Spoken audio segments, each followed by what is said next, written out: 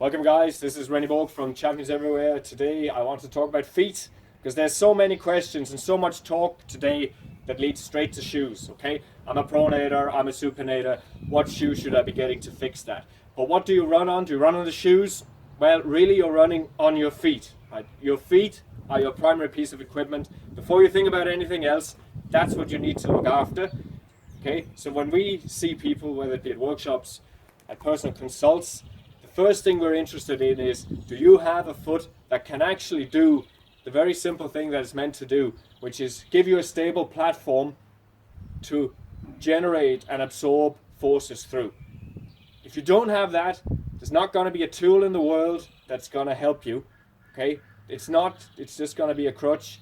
It doesn't help that you have super strong glutes, you have amazing posture, you have fantastic abs and core muscles. All those things, you know, they are just window dressing if you don't have a proper foundation. So let's start by investing our time there. We'll show you a few of the basic toe drills today. Well-known drills originally invented by Saxby. And you can see here in the basic one, just to warm ourselves up a little bit, all I'm doing is I'm just curling all of my toes under. So if you look down from here, it looks like someone just chopped off all of my toes. If your foot is very stiff, just give it a little bit of time here just to loosen up. And then you get to the real money end of things, which is you flick out the little toes. So now if you look down, it looks like only the big toe was cut off. And we call this big toe under. It's the first exercise. And what we really have here is we're trying to stretch and elongate the big toe joint.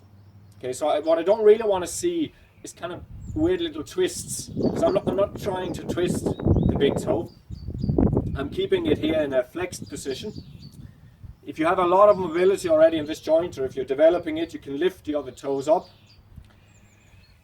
I'm trying to get as close to getting this knuckle here. If you look carefully, this is what we call the metatarsal heads. They run across the top of your foot, just underneath the toe joints themselves, the phalanges. So you want to get that almost down and into the ground eventually. To further progress this exercise, you can move the heel closer towards the ground. Okay? But just remember, preferably no twisting. A good 30-60 second hold is a good place to start. Once you've done one leg, you move on to the second foot. And from this drill, we move straight on to the next drill, which is the opposite. So this was big toe under, the opposite drill, small toes under. So looking down again, it looks like someone just chopped all of the small toes straight off. And in the standard position here, the big toe is down at the same time. So it's flexed, right? We're working the flexor muscles of the big toe. You can also tap. So now I'm working extenders, extensors, flexors. Okay, so you're working all of the muscles of the big toe. And if you're like most people, been in built-up shoes all your life, you won't have been using these a lot. Okay, so if you get a little bit of cramping, just breathe it out.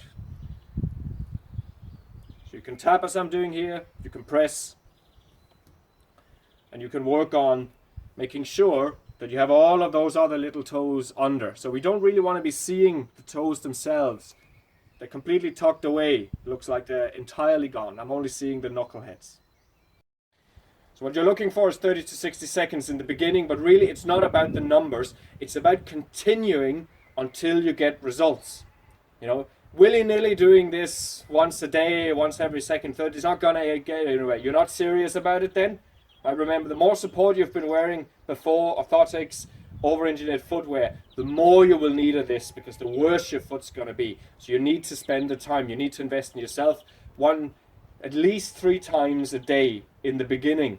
If you're not seeing result after a few weeks, do more, focus more. Okay? We tend to give up when these little tricks don't work, because we want the comfortable solution. Right? We want the easy solution. The magic bullet, the quick fix, you know, but don't be that runner is what I'll say to you, because there are no quick fixes. If you've spent 25, 30, 40 years of your life making your foot into this little withered, weak thing, it will not be fixed tomorrow. No one can sell you something that's going to fix that tomorrow, but a lot of people are going to tell you that. Don't trust them. Work on it. It's not going to take another, if you spend 30 years messing it up, it won't take 30 years to fix it, but it will take some time. I saw most of my results in 2 months. I saw complete reversal of Morton's foot. That means that the first metatarsal has moved behind the second metatarsal. It should be the opposite. Okay, structurally that's really important for the foot. So for me, 3 months results, 2-3 months big results, 2.5 years complete reversal of Morton's foot. That may not seem worth it in 2 weeks' time, but it's worth it 2.5 years down the line when you look back. Because 2.5 years from now, if you don't do anything, you're going to look back and say, I wasted all that time, I could have fixed my foot. I wasted all that money, and I'm no further. I had the same injuries. I've invested in 2 pairs of orthotics, 5 pairs of shoes, 10 physio sessions. And all you could have done is invest 3 or 4 minutes per day on your feet. To me, that's a pretty good trade, but you need to have that as your mindset when you go in. Okay, so once you've held this for about 30 to 60 seconds until you really start to feel some release, we go to the second drill, which is very similar. It's the opposite. This was big toe under. The second one we call small toes under. So you can see now, if you look down from here, it looks like someone just chopped off toe second to 5. When you're in this position, it's very common that people have a bit of cramping in the foot. Don't go straight out of it. Just try and breathe through it. And only if breathing for at least 10 seconds doesn't work, then you can try and just, release it and go in again a little bit gentler the second time.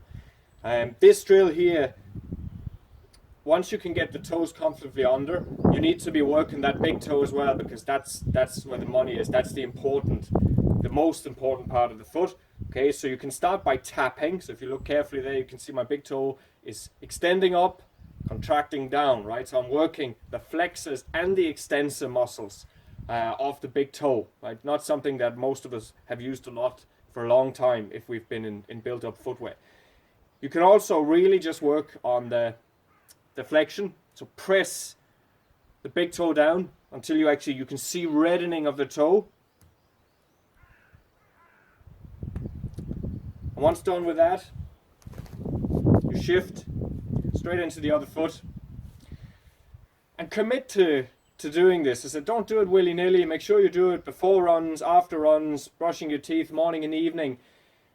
A lot of the symptoms we see in people who start running minimalist of soreness, God knows in what muscles, all the lower leg muscles, you can really trace it down to too much tension in the feet, because the foot has gotten too deconditioned.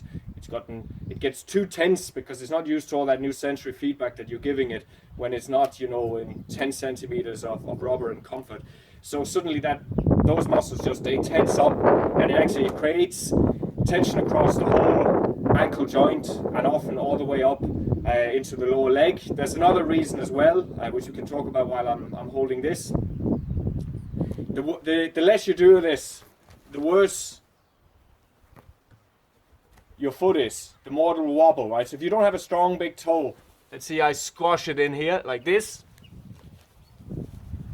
Okay, I'm exaggerating, but you get the point. Without a big toe, whoa, suddenly there's nothing stopping me when I move in, right? That's pronation. If you have a pronation problem, you don't need a new shoe. You need more toe drills. You need to do more work. Okay, you need to do more work so you have a functioning big toe. So when you roll in, there's something there to catch you, right? It's inbuilt, and of course it is. How could we have survived as a species if we needed all the support people are trying to sell us? Okay, so strong big toe, strong balance, and that's how you test your progress. Once you get really comfortable, it should be like a rock. There should be no movement down there. Then you're getting somewhere.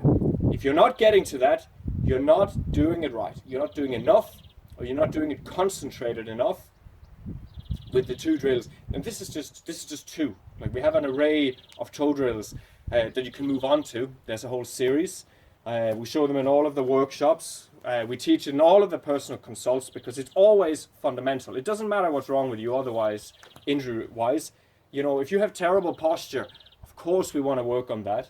But it's no good fixing this if your feet can't do the most basic thing, right? Which is to keep you stable when you're on the ground. What's the benefit of stability? Power, right? The brain is not stupid. It's not gonna put huge impact through a wobbly joint because it would be crazy, right? It would injure you. So you get slower. You're a slower runner. You have to force it then with lots of muscle action and push up because you have an unstable base of support. Right? So toe drills, first of all, if you do nothing else, start with that, invest in that, forget about foam rolling and all the rest. That's something you do with any time you have spare. Okay. Final drill, a bit of a test, especially if your foot is extremely squashed. We can pretend that there is an object in the ground, let's say a nail or something sticking up that you want to press down. So you put your foot on top of that object so that you feel most of the pressure, and really try and sense that here. Most of the pressure is through the big toe and the ball of the foot behind it. But I don't want you to squeeze, you don't want this kind of motion here because you don't want that when you're running either. Right? That's too much muscle action. Instead, bring some of your body weight, right? You have all this weight here. Just put that on top of that part of your foot and you can feel the pressure into the ground. And once you have that locked in place, then try and move the other toes away. Because remember, the big toe now is holding the object down. You don't want it to pop back up. It's like a jack in the box, right? Keep it down like a worm coming up looking for food. You try and increase the gap here so you can get at least a finger in between. If you can't do that, you've got a lot of work to do because you have a foot then that you can't actually create. You can't move your body weight across it in a healthy way, right? You're going to be putting most of your weight through the weaker part of your foot, the one that is more to the lateral side, the outside of the foot, right? For a lot of beginner barefoot runners have this problem, and they get stress fractures in the side of the feet, and people tell them, oh, minimalism, it's terrible, barefoot running, it's terrible. You need to go back into your protection, and make your feet even weaker again. But that's not the problem. The problem is the foot doesn't function. The problem is you won't coach properly in how to use it, because that's the next step. We won't go there in this video because it'll get too long and I want you to get on with your day, on with your toe drills. But once you have done these, always test yourself. How is your one leg balance? Are you like a rock, right? There should be plenty of wind coming. You should be going nowhere. And if you really want to take that to the extreme, it's nice to fold your hands because then you don't have all this support. You can close your eyes and see, can you do it? Can you do it? Just with your proprioceptors and with your inner ear, the vestibular system. You could see there, whoa, that was actually a moment of shaking at the end once I closed my eyes. So that means work to do. If I go out and I'm really wobbly in minimalist shoes, I get hurt, whose fault is it? My fault. Because I didn't look after the fundamentals, right? Can't blame anyone else. Have to sort it out yourself. You have to look after your own hardware. Don't go looking for supports that are just going to make you weaker unless someone has physically cut off your big toe, okay? Or you have a race tomorrow because you won't be able to change it tomorrow. Probably you shouldn't be racing, but I know, you got to do what you got to do, then you'll pay the price. But when you come back, get on to fixing it for the long term so you can walk, run, jump, and all that good stuff until a very late age. So that's all I want to say about feet today. I hope you enjoyed this. So jump out of this video, go wherever you need to go, do toe drills for the first time. Best of luck, and we'll see you in the next video. Enjoy.